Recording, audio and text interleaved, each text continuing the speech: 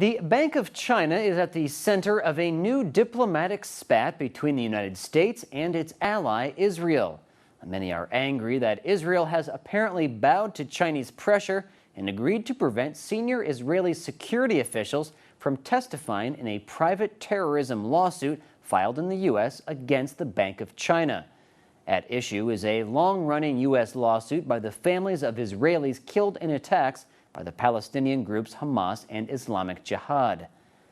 The parents of Daniel Waltz, who was killed in 2006 in an attack in Tel Aviv at the age of 16, brought the lawsuit in New York. The suit alleges that the Bank of China aided terrorism by allowing representatives of Islamic Jihad and Hamas to use the bank to wire funds that eventually ended up in the hands of terror cells responsible for attacks like the one that killed Waltz. Israel had previously encouraged the lawsuit and offered up one of its former intelligence agents as a witness. They also allege that Bank of China officials ignored repeated warnings from Israel and the U.S. that terrorist groups were using its accounts. But ahead of Israeli Prime Minister Benjamin Netanyahu's visit, it decided not to allow the agent to be deposed. An extensive piece in the Wall Street Journal 3 weeks ago said the intelligence officer's testimony was crucial because he expected to testify that he was present at 2005 meetings when Israeli officials told Beijing that Bank of China accounts were being used to fund terrorist organizations.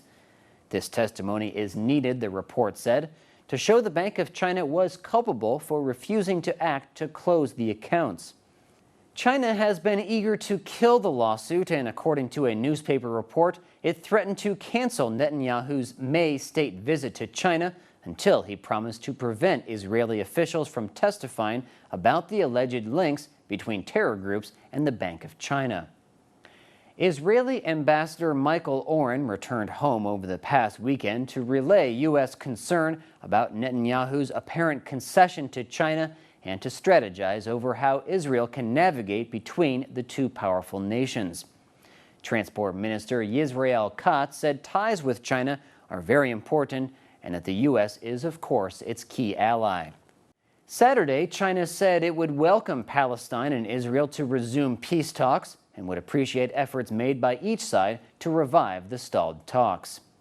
Chinese Foreign Ministry spokeswoman Hua Chunying said China has made endeavors to persuade both countries to resume the peace talks when receiving Palestinian and Israeli leaders during their China tours earlier this year, and later hosted an international conference in China to show support to Palestine-Israel peace talks.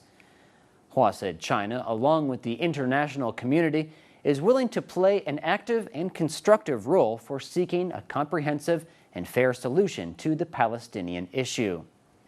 China and Israel have strengthened their relationship this year. China wants to play a bigger role in the Middle East, where it is heavily dependent on oil from Arab states and Iran.